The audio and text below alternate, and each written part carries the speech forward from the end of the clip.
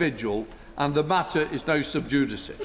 Members should take care not to say anything in the House that might prejudice a criminal trial. I will therefore urge members to avoid speculating about the guilt or innocence of an individual or the motive for the attacks. The Home Secretary may wish to make factual statements for the record. Members may wish to ask about the emergency services, the response to the attacks, the support to victims and families, and connected matters. But I urge the utmost caution in avoiding any remarks that might prejudice a future trial. I now call the Home Secretary. Thank you, Mr. Speaker. With your permission, I would like to make a statement on the horrific events that took place on the East Coast Main Line on Saturday evening. I am sure I speak for everyone in this House when I say that my thoughts today are first and foremost with the victims, with their family and their friends, and all those who experienced this terrifying attack. My deepest thanks go to the emergency services, the British Transport Police, Cambridgeshire Police, Cambridgeshire Fire and Rescue, and the East of England Ambulance Service. The speed of their response, as well as their skill and professionalism, were exemplary. I would also like to pay tribute to the breathtaking bravery of those on the train itself, including the heroic acts of the passengers and train crew who intercepted the attacker. I would like to draw particular attention to one member of the onboard crew who ran towards danger, confronting the attacker for a sustained period of time and stopped his advance through the train. He put himself in harm's way, suffered grievous injuries as a result, and remains in hospital today in a critical but stable condition. On Saturday, he went to work to do his job. Today, he is a hero and forever will be. Mr. Speaker, there is now a live investigation into what happened on Saturday night and the events that led up to it. I am therefore limited in what I can say today without putting successful prosecution at risk, and I am sure that all here agree that there must be one priority right now, and that is bringing the person who committed this horrific crime to justice. However, I will share what facts I can. At 7:42 p.m. on Saturday evening, police were contacted about an incident on a train travelling from Doncaster to London, with reports of several stabbings on board. The quick thinking of the driver saw the train diverted to Huntingdon station. Within 8 minutes of the first 999 call, police had boarded the train and brought the attack to an end. 10 people were taken to hospital by the ambulance services, 8 of whom had life-threatening injuries. A further individual later self-presented at the hospital. 3 people have now been discharged, whilst 8 remain in hospital. I know that everyone in this House wishes them the swiftest and fullest recoveries possible. And I would like to thank the staff at Cambridge University Hospital for their life-saving care. I can confirm, as was reported over the weekend, that Operation Plato, the National Police identifier for a terrorist attack, was declared. However, it was rescinded once the incident had been contained. The British Transport Police remain the lead force in this investigation. They stated yesterday that while counter-terrorism policing were initially involved, they have found, and I quote, nothing to suggest that this was a terrorist incident. At the scene, the police made 2 arrests. Since then, 1 man has been released who we now know was not involved. As of this morning, the other, one Anthony Williams, has been charged. In relation to the events in Huntingdon, he has been charged with 10 counts of attempted murder, 1 count of possession of a knife, and 1 of actual bodily harm. He has also been charged with a further count of attempted murder and possession of a bladed article in relation to events on a Docklands Light Railway train in the early hours of Saturday morning at London's pontoon dock. And Cambridgeshire Police have, in the last few hours, reported additional earlier sightings and possible further offences. As is standard practice in these cases, they have now referred themselves to the Independent Office of Police Conduct, the IOPC, for independent scrutiny of their handling of these reports. For now, there is little I can say about this man and his past, beyond confirming that he is a British national and was born in this country, and that he was not known to the security services, counter-terror policing or Prevent. I know this House and the public will have many unanswered questions today about who this attacker was and about the events that led up to the attack. Those questions will be answered, but it will take time. The police and prosecutors must be allowed to do their work. Since Saturday's attack, the British Transport Police have increased their presence at key points in the transport network, though it should be noted that their operational assessment of the risk posed on our trains has not changed, as this was an isolated attack. It was also, of course, a knife crime. This government is committed to halving knife crime within a decade, and progress has been made this year. We have taken 60,000 knives off of our streets, banned zombie knives and ninja swords, and seen a 5% fall in all knife crimes, including an 18% reduction in homicides by knife.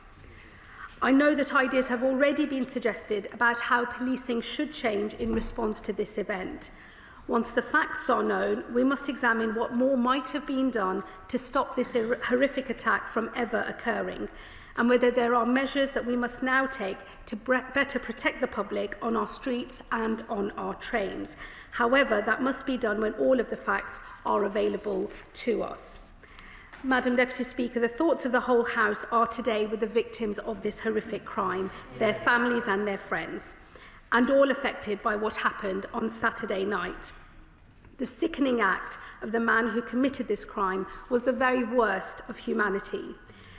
But the actions of those who responded, who ran towards danger to save the lives of people they did not know, was the very best of us. I know we all share in paying tribute to their extraordinary bravery today, and I commend this statement to the House. Shadow Secretary of State Chris Philp. Thank you, Madam Deputy Speaker. I thank the Home Secretary for advance sight of her statement. Our thoughts are with the victims of this appalling attack and their families, as the Home Secretary quite rightly said. I join her in paying tribute to the emergency services who responded so fast, and to the brave interventions by members of the public and the train staff that prevented an even worse tragedy from occurring. They are truly heroes. This attack has horrified and shocked the whole nation. People simply travelling by train were indiscriminately attacked. The horror the passengers experienced will likely stay with them forever. Anthony Williams has now been charged. As the Home Secretary said, he had been involved in previous incidents in Peterborough, and in the early hours of Saturday morning was also allegedly involved in an attack on the Docklands Right Railway in London. Will she confirm, as I've been told, that police in London knew Williams' identity following that? And if so, were Cambridgeshire police informed so they could track him down? In essence, I'm asking, were there any opportunities to have prevented this from occurring? The Home Secretary said that Williams was not previously known to the security services, counter-terrorism policing or Prevent. Can she also tell the House if Williams was previously known to the police more widely or to mental health services? Mr. Speaker, this all comes just weeks after a murderous Islamist terror attack on a Manchester synagogue and just days after the horrendous murder of Wayne Broadhurst by an Afghan asylum seeker, both using knives. Although homicide has thankfully fallen by about 15% since 2010, and as the Home Secretary said, knife crime has fallen in recent years, every homicide and every knife attack is one too many. I saw, together with the Police Minister, the grief this causes at the funeral of a 15-year-old girl, Eliane Andam, murdered in Croydon just over 2 years ago. So, speaking in general, not in relation to this incident, Does the Home Secretary agree that knife crime and knife homicide are still too high and we must do yet more? Does she agree that more knife crime offenders should go to jail? This is important because when offenders are in jail, they of course can't attack the public. Does she agree we need to ensure more people who carry knives, especially where they use them to threaten others, are jailed? I know of course there are pressure on prison places, but by deporting more of the 10,000 foreign nationals in prison, we could create more space. Madam Deputy Speaker, we also need to take more knives off our streets, and that means we have to dramatically increase the use of stop and search. A study this year by Professor Lawrence Sherman, the Met's former Chief Scientific Officer, found that raising stop and search levels in London to 2011 levels would lead to a 1/3 reduction in knife homicide. Some people complain that stop and search is used disproportionately in relation to some groups, but when measured in relation to the offending population, the disproportionality disappears, as set out by a recent policy exchange study. So, Madam Deputy Speaker, we should triple the use of stop and search to get knives off our streets and introduce year-round surge policing in the top 5% of high crime hotspots, which will of course include many train stations. We must also use technology more. There is work underway at the Home Office, which I know about, to develop technology to scan for knives at a distance, which it is hoped can distinguish knives from keys or mobile phones. And this, of course, could help police rapidly identify those carrying a knife in a public place. I wonder if the Home Secretary could provide an update on that development work, either straight away or, if you prefer, perhaps in writing later, because I really do think it could make a big difference. Finally, Madam Deputy Speaker, retrospective and live facial recognition can also identify wanted criminals, including those involved in knife crime. In Croydon Town Centre, the borough which the Police Minister and I represent in Parliament, in the last couple of years, around 200 wanted criminals, including 2 wanted rapists and others guilty of knife crime, who would not otherwise have been caught, were arrested using live facial recognition, and crime in Croydon Town Centre, including knife crime, has gone down as a result. The images of innocent passers-by are immediately and automatically deleted, addressing civil liberties concerns. So I really do hope the Home Secretary agrees and the Police Minister agrees that rolling out this technology nationally will have a dramatic impact on improving public safety, and they will certainly have my full support if they choose to do that. Madam Deputy Speaker, I know everyone in this House wants to see knife crime eradicated, more today, I'm sure, than ever before. So I hope the House will also support the tough steps needed to eradicate knife crime, because we owe the victims of these appalling crimes actions as well as words. Secretary. Thank you, Madam Deputy Speaker, and can I thank the Shadow Home Secretary for his remarks, and in particular, as he opened his response, I know that the bravery of all of those who faced this attack on Saturday is something that has unanimous support across this House, and I thank him for the spirit in which he reflected that. He will know, in relation, as I said in my opening statement, in relation to the events in Peterborough, they are now the subject of an IOPC investigation. It's important that I don't say anything that seeks to get ahead of that, but I'm sure all of those questions will be answered in the fullness of time, and it is standard practice where there has been contact with police in the run-up to an event like this that those matters are referred to the IOPC to investigate and consider. He'll also know that I can't say anything in relation to the suspect who's been charged and any prior history or indeed any mental health issues, because that would also be facts that are material to any future court proceedings, and it would be inappropriate for me or indeed anybody else in this House to comment or speculate on those matters today. And I would just ask that the words of the Speaker at the opening of this part of our session are remembered as we pose questions today. I agree with him that knife crime is far too high. This government is impatient to do everything it can to eliminate knife crime. It's why we've set ourselves an ambitious target, and we're pleased to have made some progress, though I agree with him that there is still much more to be done. And I hope on knife crime in particular, instead of playing politics across this House, where there is consensus, we are all able to work together in the spirit of trying to bring down the scourge of knife crime in our country. As I say, the numbers have gone in a positive direction, and I hope he will welcome that and work with us as we seek to make more progress. He referred to sentencing in particular. I do have to say, Madam Deputy Speaker, I think it's disappointing when members opposite do not reckon with the scale of the crisis in our prison system. This government inherited a prison system on the brink of collapse. It has meant difficult decisions ever since we have entered office in order to prevent this country from running out of prison places entirely. He will know that this government has deported more foreign national offenders since our term of office than was the case in the previous record under the previous government. Despite deporting record numbers of foreign national offenders, the scale of crisis in the prison system means that there are still more prisoners coming into the system than there have been places, and it is important, therefore, that the sentencing reforms are seen in that context. He will know, though, that it is the case that those who are in possession of a knife and who have been using that in a threatening manner do attract, the majority of those people do attract reasonably lengthy prison sentences. When we know more about the circumstances of this particular case, we will know if there are other lessons for us to draw and other areas of policy for us to consider. He referenced stop and search, and he, I think, lamented the issues around disproportionality. I hope I'm not putting too much of a spin on his remarks. I would just gently remind him it was a former Tory Home Secretary in the first 2010 to 15 Parliament that started speaking about disproportionate use of stop and search powers and changed the rules around stop and search to reflect the disproportionate use of that power back then. That has been the record of the previous government, but I hope he will recognise that the police already have the power to use stop and search indiscriminately where the intelligence suggests that that is required. That is an operational decision for police chiefs, and of course the decision as to whether to stop and search someone where there are reasonable grounds and suspicion is an individual operational decision for individual police officers.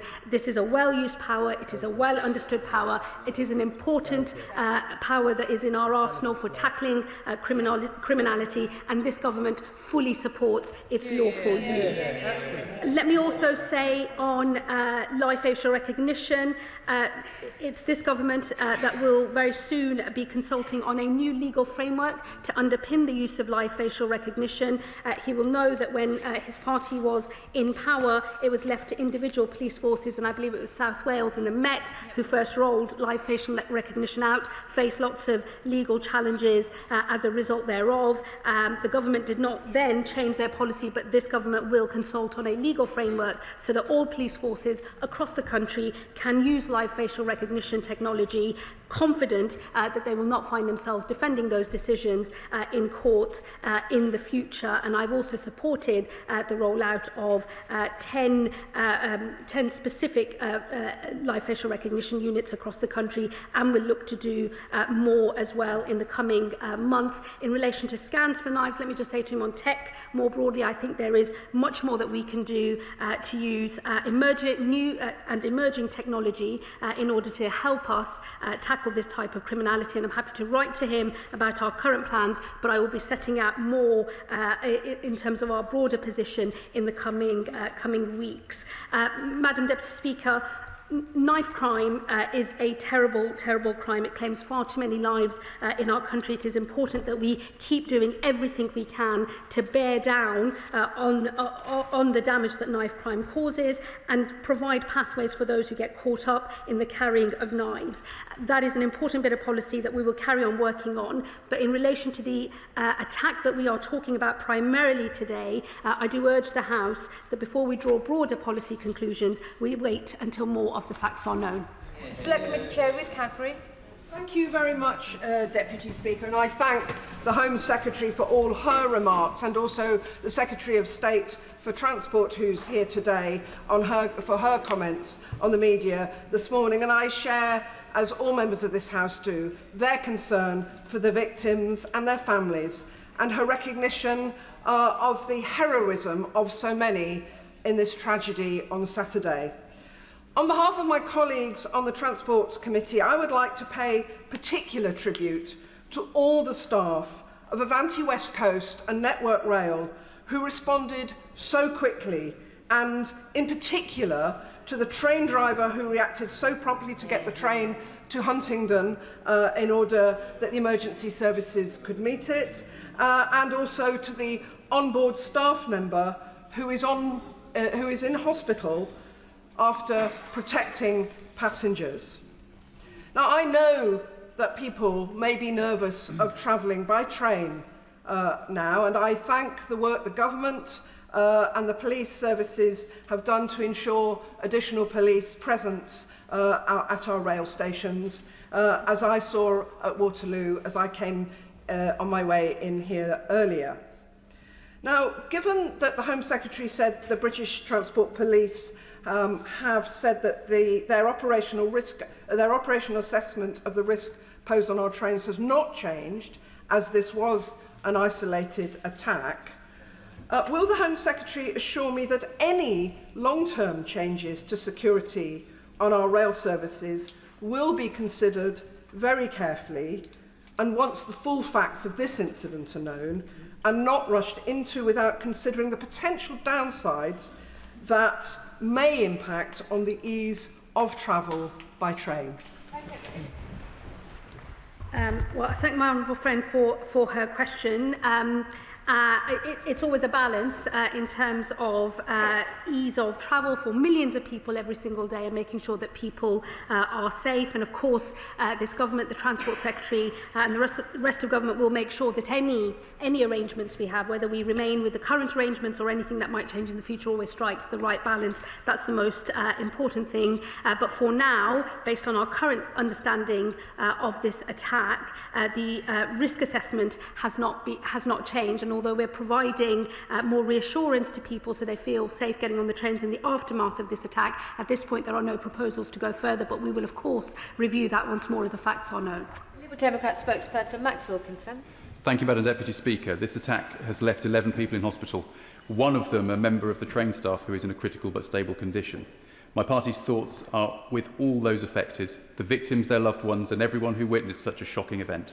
We also want to thank the emergency services and rail staff for their swift response, as well as the passengers who intervened to prevent further harm. After this sort of incident, Madam Deputy Speaker, it is vital the police are given the time and space they need to establish the full facts. That is ever more difficult due to the rapid spread of disinformation online in the immediate aftermath of these sort of attacks. Within hours, social media was flooded with speculation over the ethnicity and race of the perpetrator, inciting racist and Islamophobic comments. And when communities were still reeling from the horror of this attack, certain political figures on the hard right, including members of the Reform Party, were already seeking to exploit the incident for political gain. Desperate to involve themselves in the tragedy, they reached for their dog whistles. They threw around baseless opinions on levels of crime when facts were available. They were shamelessly trying to turn tragedy into yet another excuse to whip up fear and sow division. The Shadow Home Secretary's comments today also veered into that realm. Never is an opportunity to blame foreigners missed. That is beneath contempt. At moments like this, those who aspire to leadership must calm fears and attempt to unite, not inflame tensions. Does the Home Secretary share my view that while knife crime must be tackled forcefully, it's important that all of us must respond with arguments grounded in fact rather than trying to stoke fear? Can the Home Secretary confirm whether the government holds data on violent incidents involving knives or sharp instruments where 3 or more victims were harmed in a single incident? If so, what is the trend over the past 2 years or any other time frame the Home Secretary has data for? And finally, the Home Secretary has said that the individual was not known to anti-terror police or Prevent. But when the facts are known, will she confirm that proper lessons will be learned about individuals who may pose a risk, be it as a result of mental health issues, an obsession with extreme violence, or other relevant factors? Thank you, Madam Deputy Speaker. Look, I deplore the ease with which so many armchair warriors feel the need to speculate and spread misinformation on social media. It's why it's important that the police and all of our emergency services are able to proceed with their investigations at pace, but also transparently, so as to calm down any tensions that might arise as a result of misinformation that spreads particularly across social media. In terms of how other people may or may not have reacted, I tend to think at moments of such crisis, people normally reveal their true colours, and I will leave my remarks about other individuals there. He is right that knife crime must be tackled forcefully. As I said in my earlier remarks, we've seen an 18% decrease in murders by knife. I will make sure he receives the further stats that he mentioned, but as I said earlier, the data in relation to knife crime is going in a better direction, but I, like others in this House, am impatient to see more change more quickly, and I hope he will work with us on a cross-party basis on all measures needed in order to do that. And of course, when all of the facts around this case are known and understood, I will ensure that any lessons that there are to be learned will be learned and will be acted upon. Sam Carling. Thank you very much, Madam Deputy Speaker. And can I take this opportunity to put on record my thanks to the first responders, the police, and everyone on the train who put their lives at risk to protect others.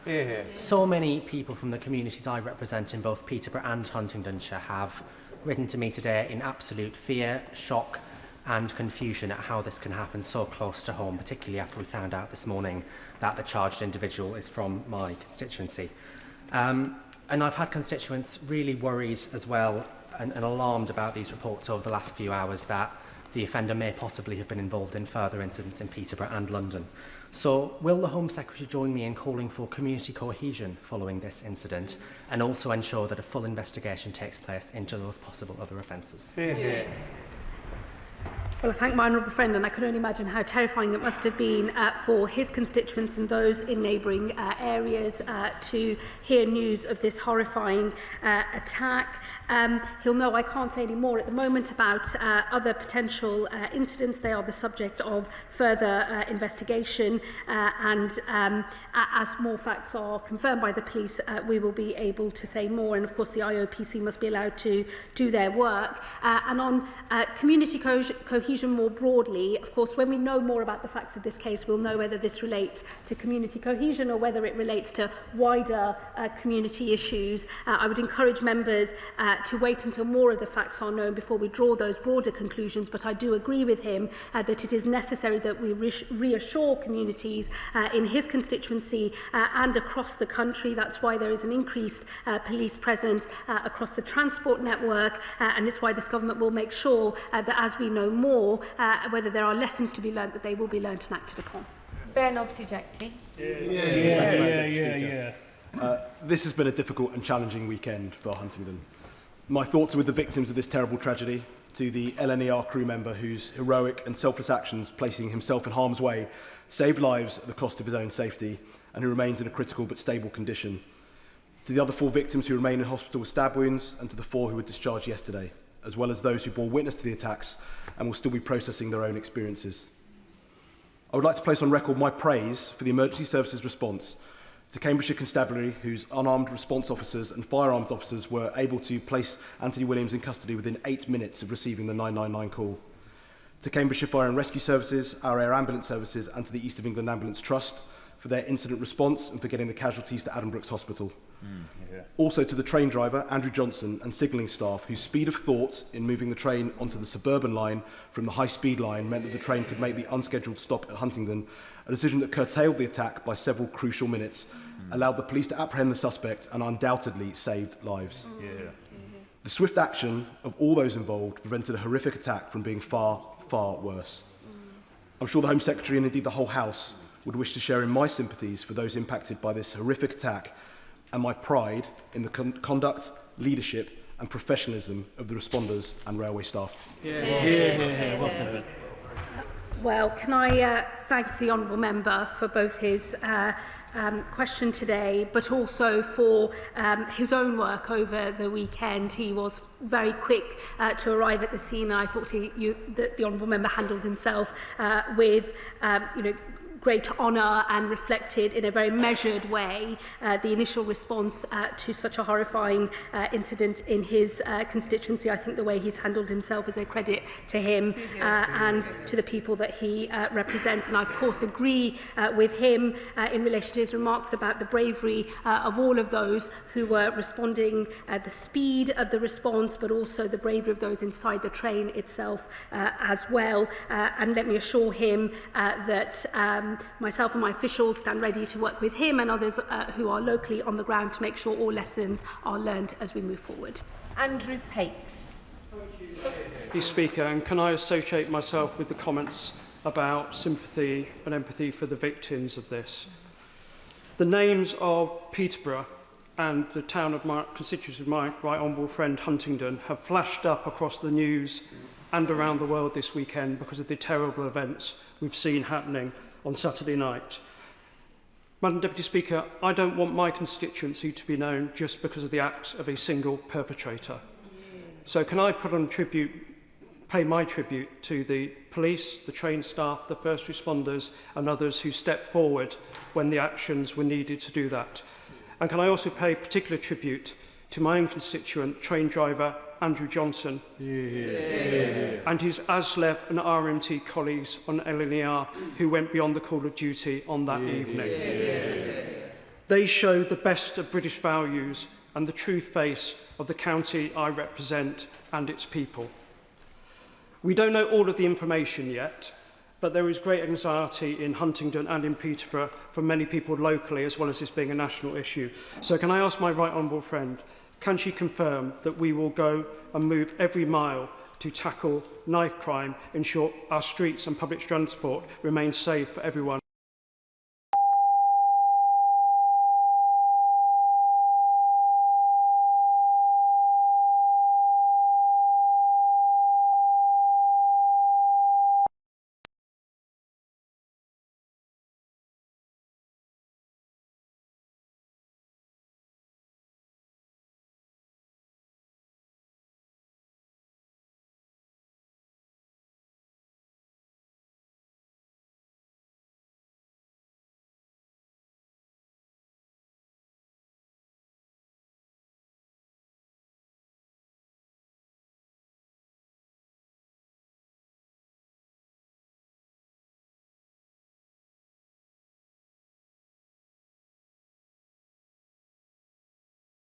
And they reacted with immense bravery and undoubtedly saved countless lives.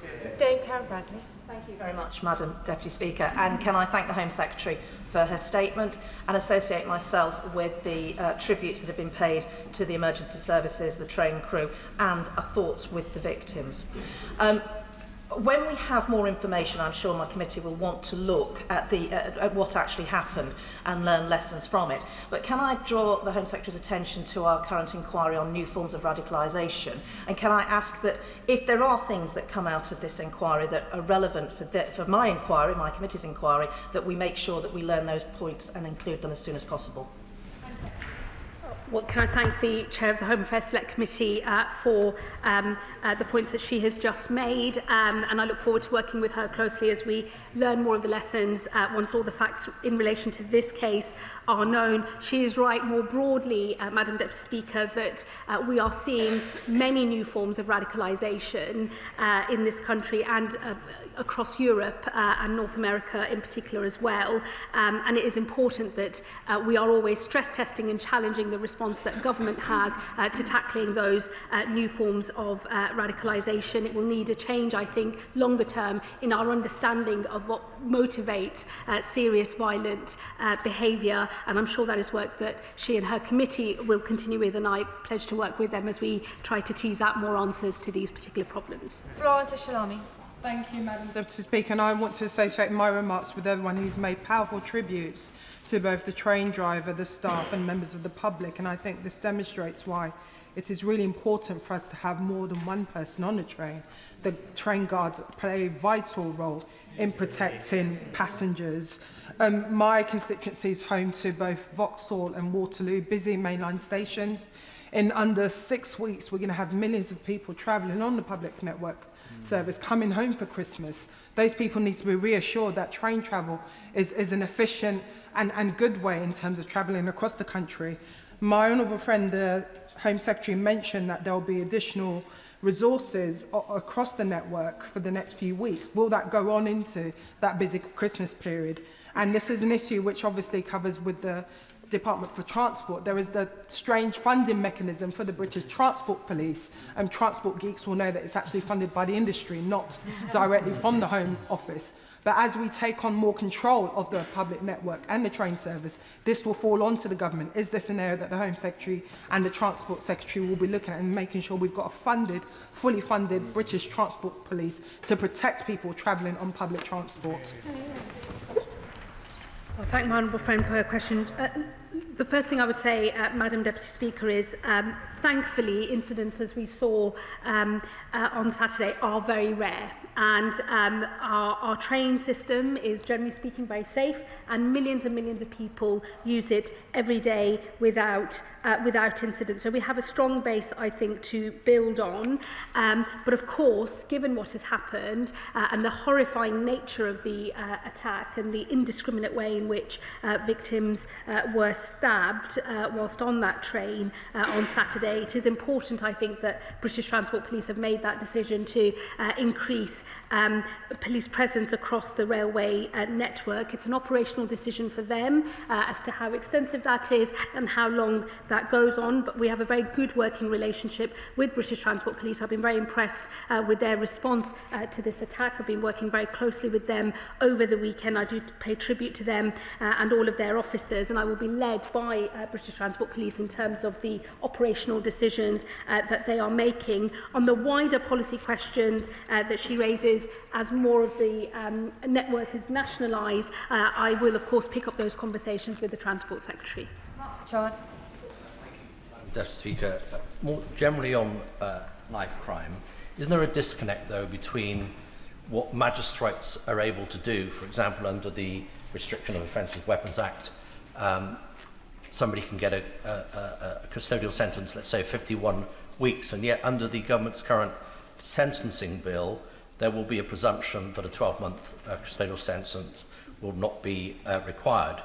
So I just wondered what the Home Secretary might do to try and get around that, to ensure that the magistrates do have more powers, more sentencing powers, given that, yes, possession of a knife is not the use of a knife, but clearly the one so often, sadly, does lead to the other. So there's clearly a legislative disconnect, and I hope the Home Secretary will look at that. Thank you. Well, can I thank him for his question? He will know the average sentence for threatening with a knife is actually more than a year. It's around 15 months. It wouldn't be caught by the presumption in the current sentencing bill. I would also say to him, it's a presumption within the sentencing bill, not a blanket ban on sentences of under 12 months. There is still discretion for judges in all cases, and the bill does set out the circumstances in which that presumption can be overridden. It will always be a matter for the independent judiciary based on the facts of the case in front of them. Start by joining others in expressing sympathy to all those who have been affected. My thanks to the emergency services, the members of the public who got involved, and of course that train crew who acted heroically to protect their passengers. The Home Secretary will understand that there is given the developments today and her statement on the incident in East London in Pontoon Dock in my constituency, there's a great deal of anxiety and fear amongst my constituents of West Ham and Beckton. I'd like to place my thanks on the record my thanks to the police for their engagement this afternoon with me. What assurances can she give to my constituents on the safety on public transport, particularly in East London, where we have a lot of smaller, unstaffed, open-access, Dockland-like railway stations that are used and are essential to the daily life of my constituents? Well, my honourable friend will know I'm limited in terms of what I can say, given it's a live police investigation. The police have obviously confirmed some of those facts already, but their investigation must be allowed to continue without further speculation. But he makes a good point on, and I can well understand why people in his constituency or those who regularly use this particular station will feel concerned. It is why BTP have increased patrols in order to provide additional reassurance to the community. We have nothing that suggests that that was a particular location of interest at this point, and I hope that that does reassure his constituents. Could I echo tributes to train staff and to the emergency services, to her and her team, who I'm sure were working flat out all weekend. Obviously, the case is going through an investigation, but could I urge her to, given the events of Saturday and the run-up to Saturday night, could I urge her to bring together police chiefs to talk about information sharing and any further resource they require? And, Madam Deputy Speaker, I'm happy to admit we should not have diluted stop and search, but could I now urge her to look again at stop and search? Northern Ireland is much more permissive, and Section 60 does need to be reviewed.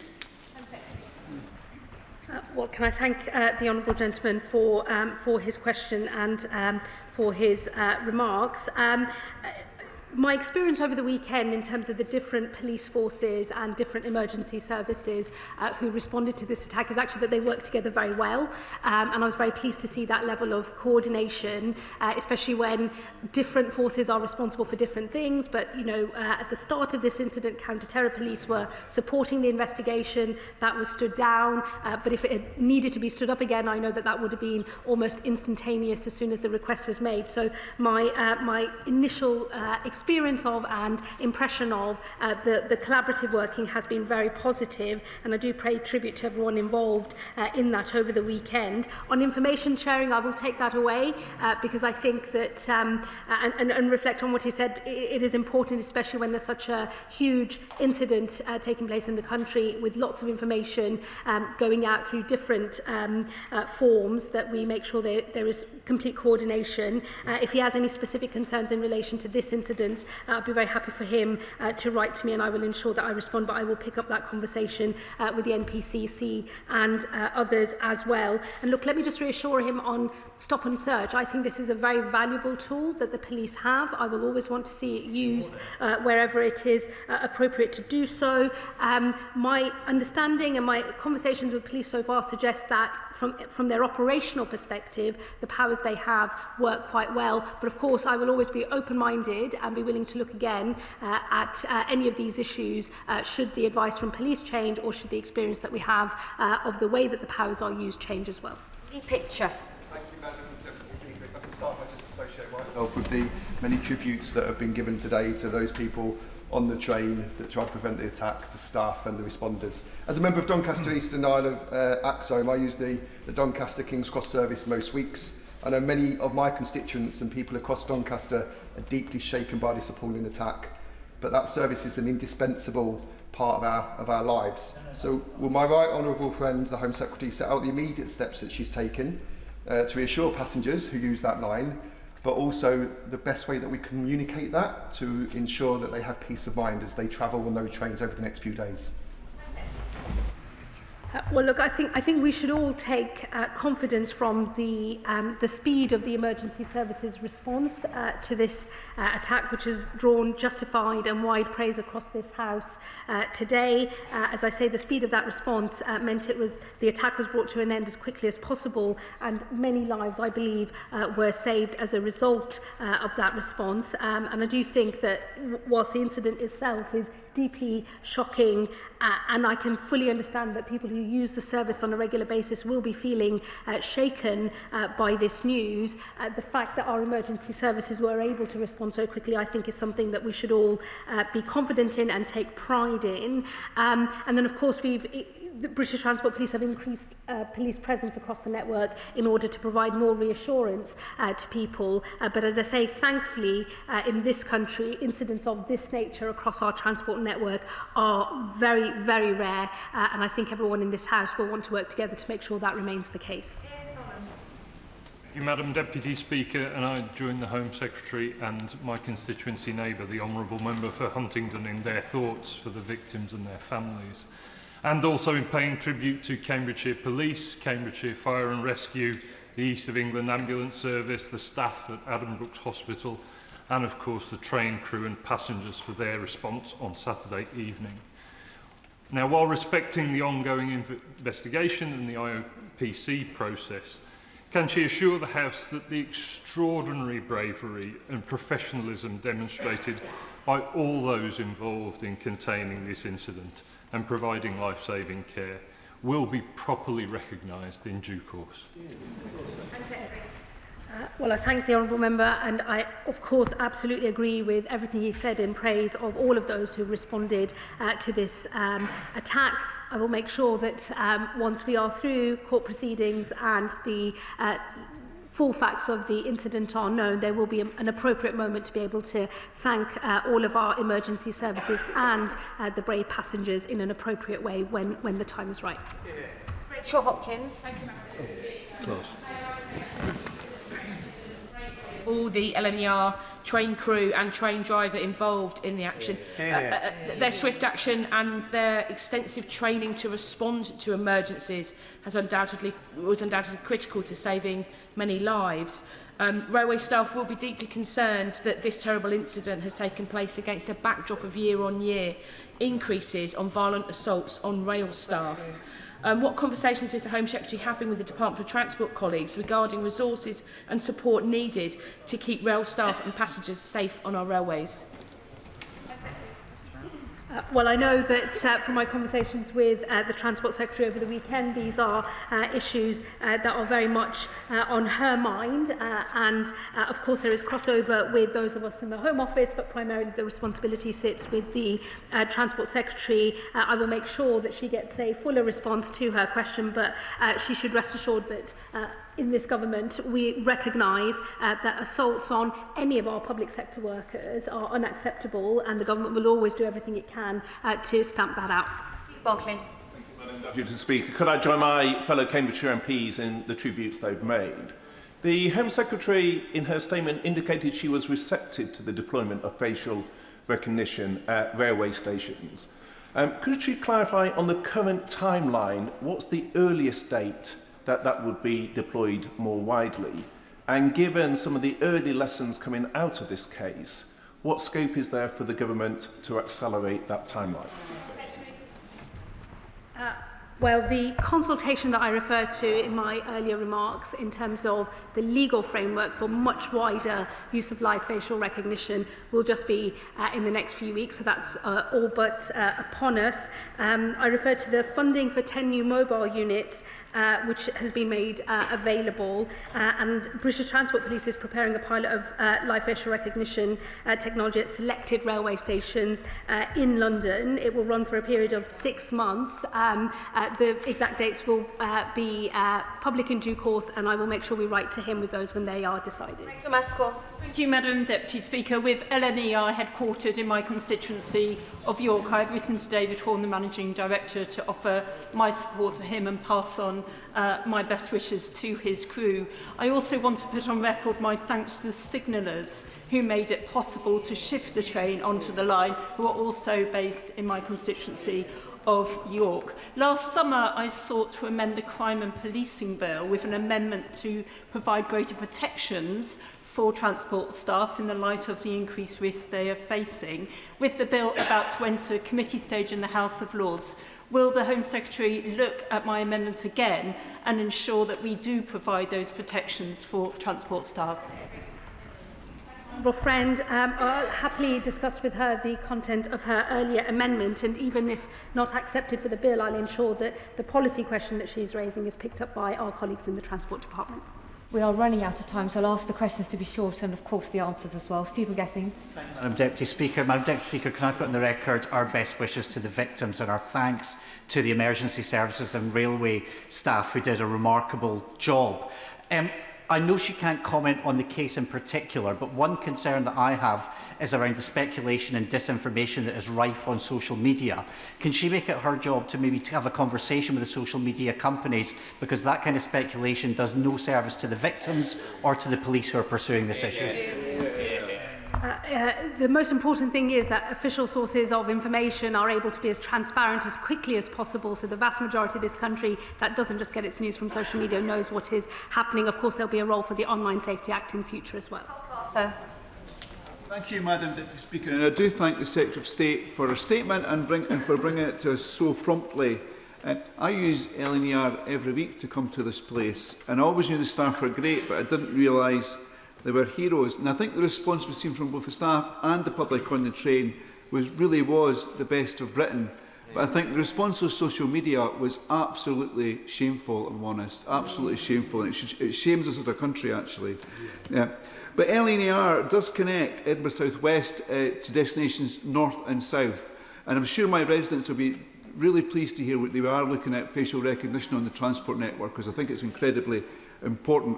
But if I can talk about knife crime more generally, in June the government gave a commitment to look at round-tip knives, the manufacture and sale of them, and hopefully mandating that. Is the Home Secretary able to give us an update on this? And I'm sorry if I put her on the spot. We'll be publishing a knife crime strategy very soon.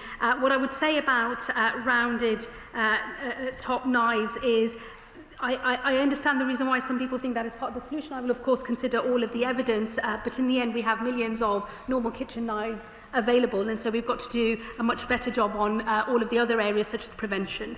Julian Lewis. Very briefly, Madam Deputy Speaker, when the Home Secretary is undertaking lessons learned and recommendations for the future, will she look into the question as to whether there is any protective equipment or even disabling equipment of a non-lethal nature that could be issued to staff for use in such an emergency?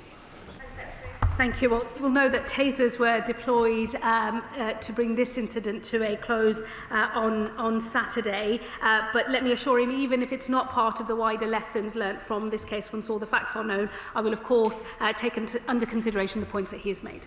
Nav Mishra.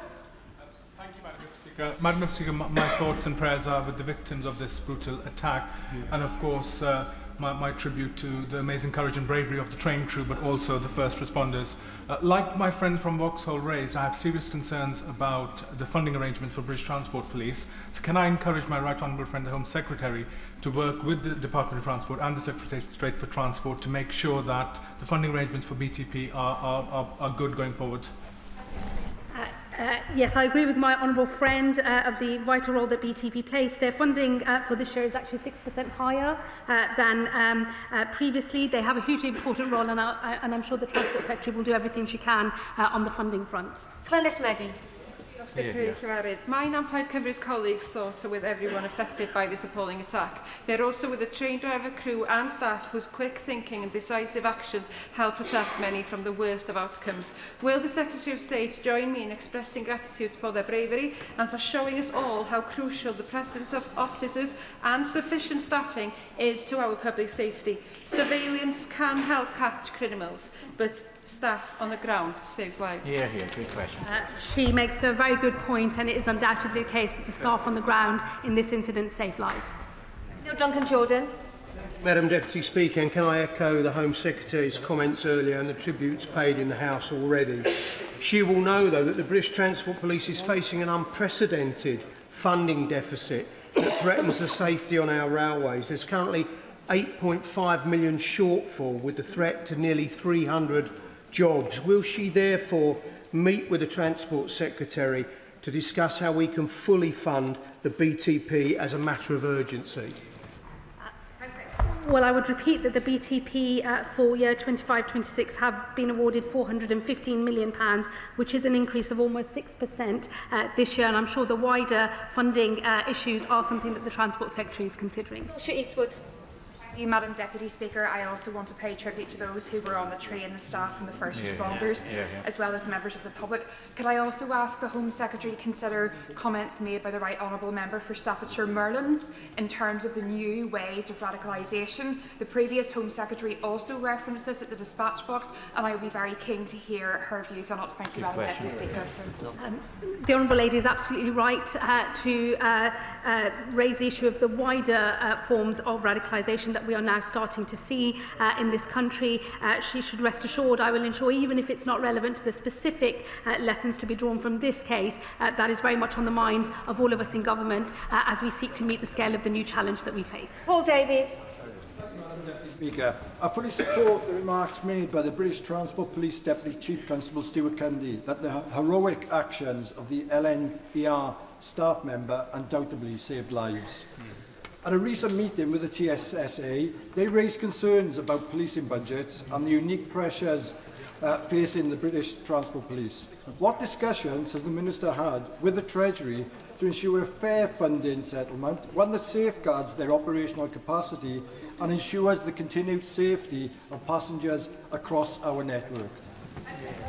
Well, I would repeat the earlier answers I've given in relation to funding, and you should rest assured these are matters that we are discussing with the Transport Department. Jeremy Corbyn. Thank you, Madam Deputy Speaker. In her review, will the Home Secretary undertake to look at the very serious problem of some trains operating without any staff on at all, some very busy trains with insufficient staff on, and hundreds of stations all over the country, particularly in the evenings, with no staff on at all, where the public are obviously, travelling public, are obviously very vulnerable and at risk? Can we pause driver-operated only trains and look at the issues of safety for the public as a whole? Hear, hear. Well, we will be led by the operational assessment made by British Transport Policing in terms of what is required, and he should rest assured the government will make sure that where we have a role to play in terms of keeping people safe on the transport network, we will do so. Mary Kelly-Foy.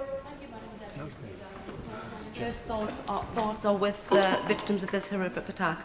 The RMT union has called for urgent meetings with the government, with police and the industry to ensure that we have the strongest resources and procedures in place to protect staff and passengers. Can she confirm that the Department for Transport and the Home Office will facilitate these meetings as soon as possible?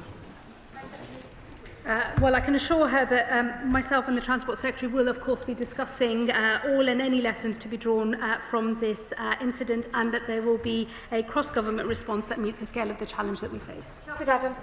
Madam Deputy Speaker, does the Minister share my deep concerns that when heinous incidents like this occur, certain political commentators and sadly certain politicians race to set the narrative behind such attacks as ethnicity or faith-based, or ideally both, rather than focusing on the key crime indicators like socio-economic deprivation, disintegration of youth services, addiction issues, lack of funding for our police force, or lack of mental health support facilities?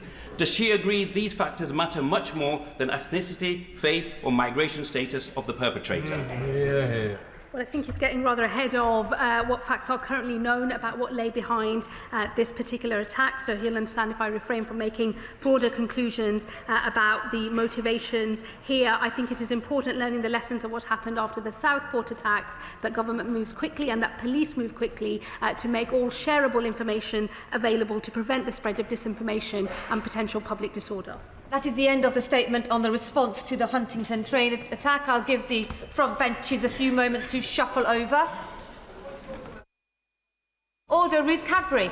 I ask that the record be corrected. I inadvertently said Avanti West Coast. I must have been thinking of the derailment and not the tragic incident, which was, of course, on LNER.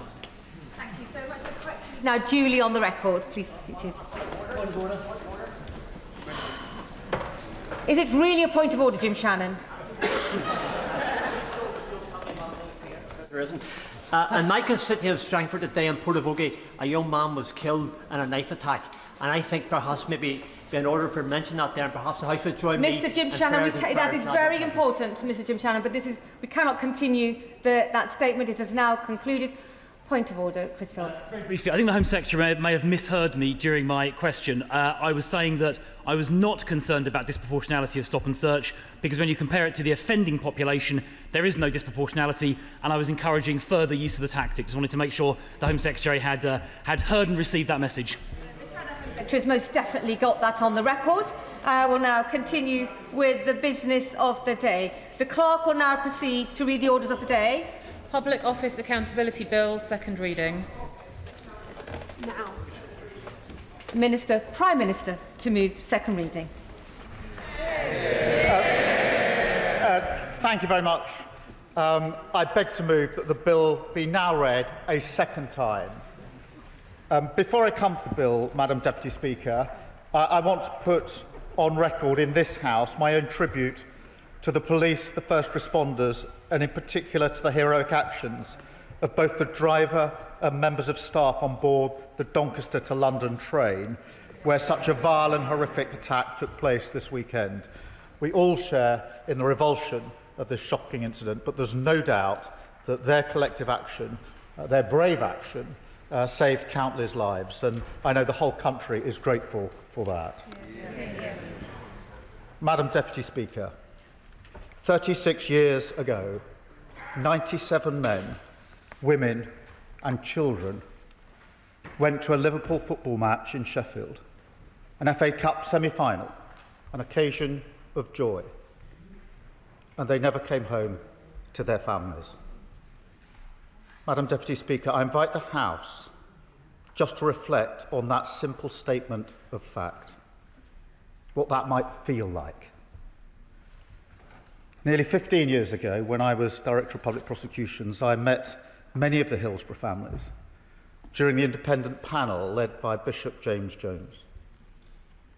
I will never forget what they told me, their testimony, painful to tell, painful to hear, including the testimony of Jenny Hicks, who told me how she and her husband drove their 2 teenage girls to the game that day, and they had to drive back later with an empty back seat.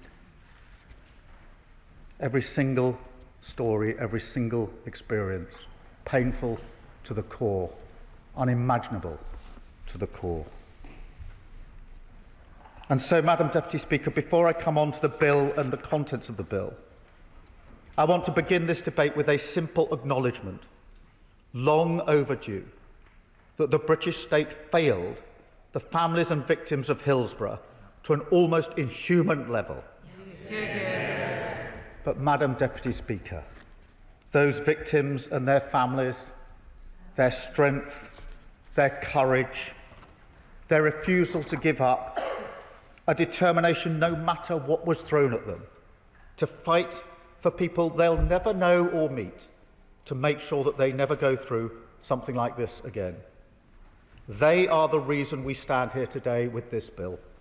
They are the reason why it will be known as the Hillsborough Law, and they are the reason, Madam Deputy Speaker, why we say clearly again what should have been said immediately, that their loved ones were unlawfully killed and that they never bore any responsibility for what happened in Sheffield that day. And we say it from this dispatch box today. Because, Madam Deputy Speaker, the entire country knows what happened next. You know, we often call Hillsborough a tragedy, but it's more than a tragedy, because the disaster was not down to chance. It was not an accident. It was an injustice. And then further injustice piled on top when the state subjected those families to endure from the police lies and smears against their loved ones, while the central state, the government, aided and abetted them for years and years and years. A cover-up by the very institutions that are supposed to protect and to serve. And, Madam Deputy Speaker, it is nothing less than a stain on modern history of this country. And yet, can we truly say that Hillsborough was an isolated example? No. Because there's also the Horizon scandal, Grenfell Tower, infected blood, the grooming gangs, Windrush, and more besides. And Madam Deputy Speaker, we should also be blunt that there's a pattern common to all these scandals, that time and again the British state struggled to recognise injustice because of who the victims are, because they're working class, because they're black, because they're women and girls. That is the injustice that this bill seeks to correct, and I hope it commands the support of the whole House. I will. Most grateful. Would you agree there are a couple of things missing from this otherwise excellent bill? The first is an acknowledgement of the role that the media played in covering up many of the wrongs that happened.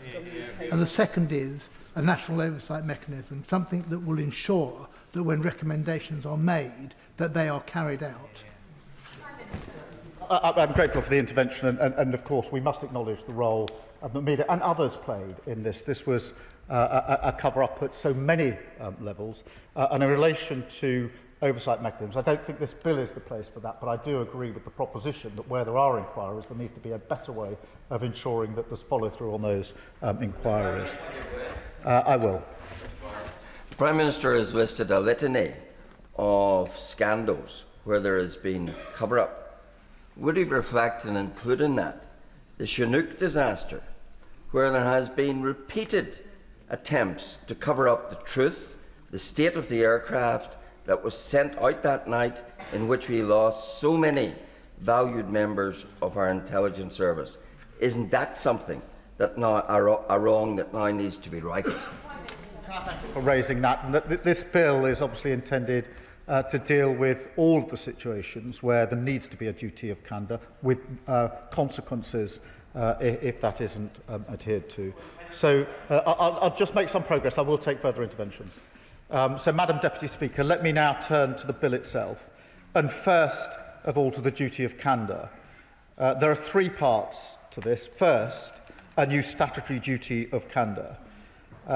Mr. Speaker, Madam Deputy Speaker, at the Hillsborough Independent Panel, Bishop James Jones found that over 100 statements by junior police officers have been deliberately altered to remove evidence unfavourable to the South Yorkshire Police. 100 statements have been deliberately altered.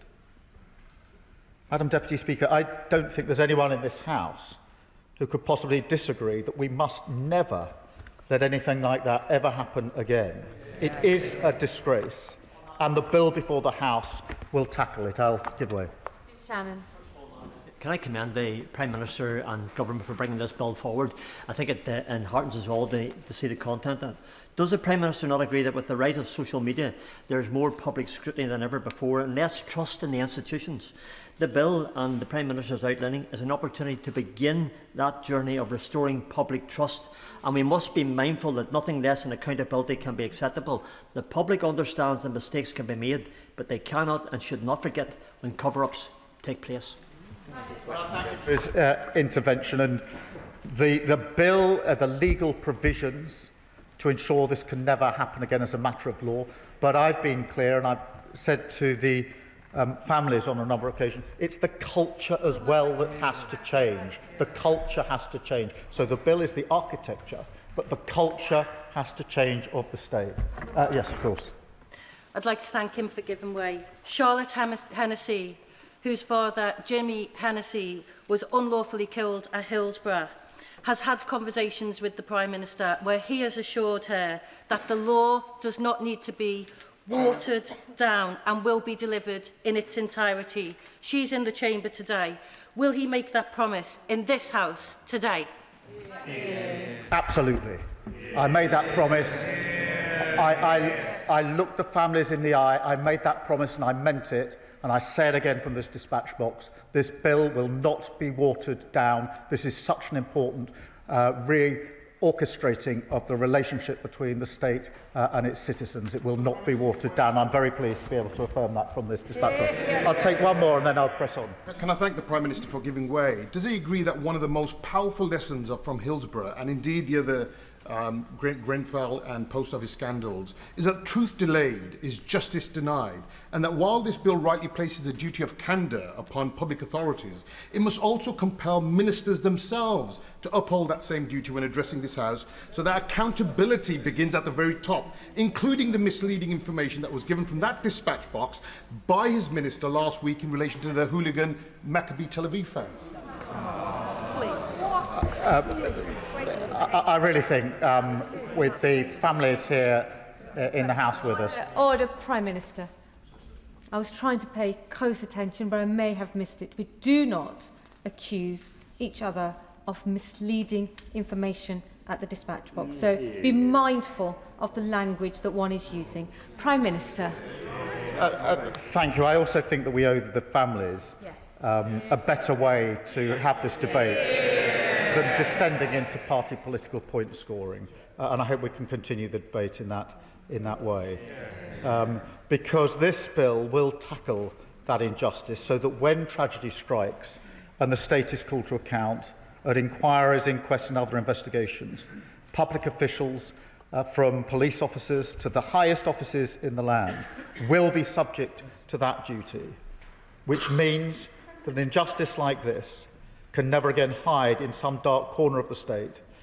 Madam Deputy Speaker, failure to comply, failure therefore to act with candour, transparency and frankness, will now carry criminal penalties, including being sent to prison. Yes. I am very grateful to the Prime Minister, and as a sponsor of the Honourable Member for Liverpool and East Derby's Private Members Bill, I fully welcome this bill's introduction, and I welcome that protections include criminal offences of misconduct in public life. Could the Prime Minister assure me and others that these new offences will be able to be applied retrospectively? No, they won't be able to, but that's not a deficiency of this bill. That's a long-standing constitutional rule. It's about what moves in terms of offences that move forward. But can I just make this point, because I do think it's important. These measures will apply across the United Kingdom. And I would like to place on record my thanks to the devolved governments for their collaboration on this. I can also announce the government intends to bring forward an amendment to extend the duty to local authority investigations in England, which will make sure that when an inquiry or investigation is set up by a local authority, for example, the Kerslake inquiry into the Manchester Arena bombings, there can also be the duty of cooperation and candour in the search for the truth. I will. Extremely grateful to the Prime Minister for giving way, and I recognise the strength of the case that he's making. He will understand the interest the Intelligence and Security Committee has in Clause 6 of this bill, which provides for certain exemptions for those who work for the intelligence agencies.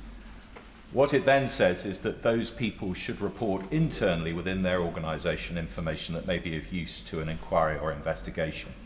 Would he give some thought to how the government might develop the concept of what then happens to that information, about which the bill is broadly silent? And he will understand that many will be concerned to ensure that when information is reported internally within the intelligence agencies, it nonetheless finds its way to those who should have it, in order to make a reassurance of what the government is seeking to achieve, I think, more broadly in this bill. Thank you for that intervention. Obviously, a lot of thought's been given to that particular issue of the security and intelligence services. What the bill, therefore, does is to be clear that the duty applies, but has a different way of applying it. And I think that gets the balance right. And obviously, there are various national interests and public interests to protect in so doing. I will give way. To the Prime Minister for giving way, and I congratulate him and thank him for bringing forward this bill.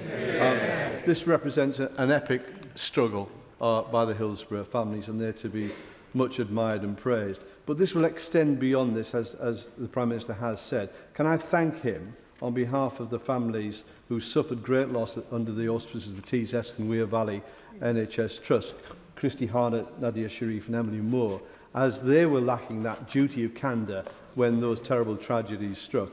And I hope that he can give consideration to a full judge-led public inquiry, because they are in search of truth, justice and accountability. Well, I thank him for that, just for his reassurance and for the reassurance of the House and for the families and all the others affected by these scandals. These are provisions in a bill, they're clauses in a bill, they will soon be sections in a piece of legislation. But they're more than that. They're a changing of the nature of the relationship of the state and its duties to its people. And that is so important. Yes, this is the legal architecture, but something much bigger than this has to be put in place. I will take this intervention and I'll come behind. I thank the Prime Minister greatly, and I welcome this bill.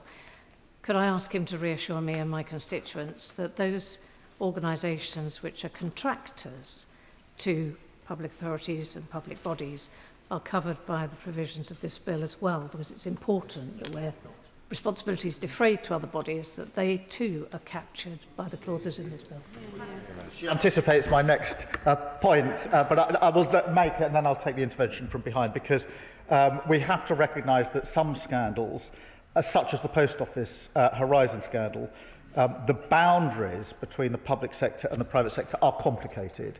And Clause 4 in this bill applies the duty to some private bodies for that very reason, in answer to her question. In particular, those delivering public functions, those with relevant health and safety responsibilities, as well as relevant public sector contractors. So in the Home Office, in the Post Office case, Fujitsu, for example, for that very reason, because we have to recognise that it's blurred, and we need to make sure that the duty extends appropriately. Yes. I will. No, I'll give way here. I'm grateful to the Prime Minister for giving way. He knows that for over 2 decades, the legal system failed to provide truth and justice to the Hillsborough families. And it was only a non-legal process, the Hillsborough Independent Panel, that finally set things right on the road to truth, justice and accountability. Does he see any prospect, therefore, of us including in the legislation at a later stage provision to ensure that the Hillsborough Independent Panel type process can be offered to families who are involved in future disasters to try and circumvent this long-standing failure of the criminal justice system and the justice system to offer truth and accountability quickly to families? I'll start by thanking her for her work and campaign on this over many, many years. And she makes a really powerful point about the independent panel.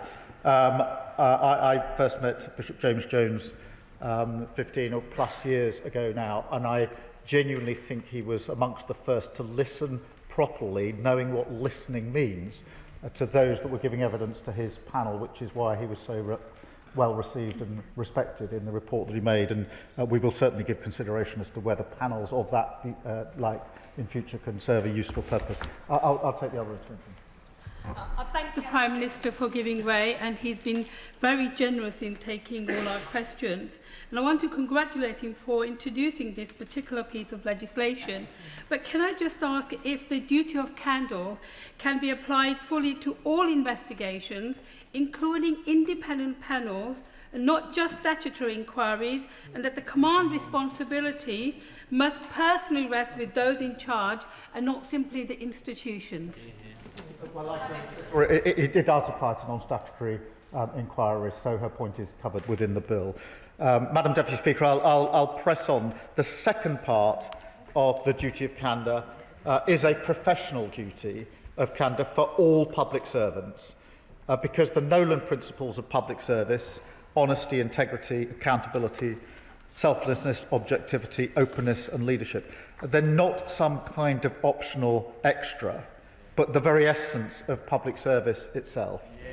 So every public authority will now be legally required to adopt a code of ethical conduct based on these principles and set out consequences for staff who do not comply, including disciplinary sanctions up to and including gross misconduct. Yes. Thank you, Prime Minister, for Giving way, this piece of legislation is a huge step for accountability and transparency for families who face what must feel like the most impossible of circumstances. Some of those families are living in my constituency and next door in Corby, who are still trying to get clarity about the possibility of dumped toxic waste and contaminated land causing health complications. So could the Prime Minister spell out how this bill will ensure that any public official who abuses their power and tries to cover it up will be held accountable?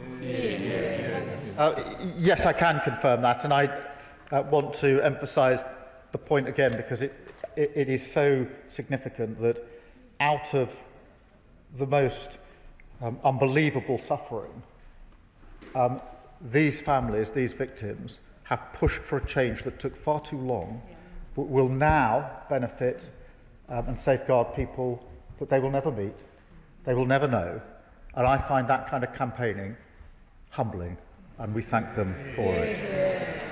Madam Deputy Speaker, I'll just make a bit of progress and then we'll take further interventions. Finally, in relation to the duty of candour, it's underpinned by a new criminal offence of misleading the public, which is aimed squarely at public servants who wilfully mislead the British people in a reckless, intentional or improper way. Cases like Hillsborough, where lies and dishonesty from the state grievously harmed the very people it was supposed to serve, and that must never happen again. But, Madam Deputy Speaker, the bill is not just about the duty of candour itself, because anyone familiar with how justice failed families and victims must also recognise that the lack of parity in our legal system played a significant role. I remember Margaret Aspinall, who I met many years ago now, who's with us today, telling me that she had to scrape together every last penny for legal representation, including the money paid out by insurers for the death of her son, James, who at the time was pretty much the same age as my son, who comes to football with me. That's what she had to do, and we have to recognise that injustice piled on the other injustices. Yes, of course. I'm very grateful to the Prime Minister, and can I also join those across this House in welcoming this important legislation and welcoming and aligning myself to all the points the Prime Minister has made. Will the Prime Minister also join me in paying tribute to my honourable friend, the member for Liverpool West Derby, for his tireless campaign to push for this law to reach the statute books? Hear, hear. And the Prime Minister is absolutely right. Grieving families have faced the might of the state alone, forced to crowdfund lawyers while public bodies hide whole legal armies. Does he agree that by guaranteeing legal aid at the inquest we can finally end those David and Goliath battles for justice once and for all? Hear, hear.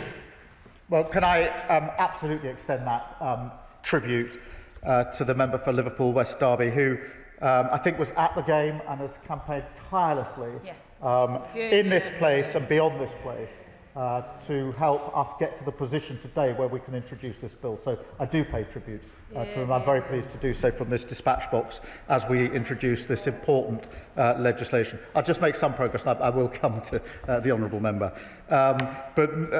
Because, Madam Deputy Speaker, on the question of parity, what happened and happens in so many cases is that families either have to scrimp and try to find the money for legal representation or have none. And what are they met with at inquests and inquiries? The Hillsborough families were met with this. The working people who have had to save for justice, they were met time and again by armies of state-funded lawyers, the deep pockets of the state taxpayer money harnessed for the explicit purpose of fighting against justice. So this bill aims to correct this inequality. So justice and the state serve all, with a new duty on public authorities to engage lawyers at inquest and inquiries only where necessary and proportionate, and to ensure that their representatives behave with the sensitivity and respect that victims and their families deserve. Madam Deputy Speaker, the bill will also ensure that no bereaved family has to face an inquest alone, with the largest expansion of legal aid in a decade, granting access to free legal aid for all inquests where the state is an interested party. so that working people like Margaret and the Hillsborough families will never again be faced with such inequality on legal representation, or, as in many cases, simply left with none. I will take the intervention, I promise. I thank you, Madam Deputy Speaker, and I thank the Prime Minister.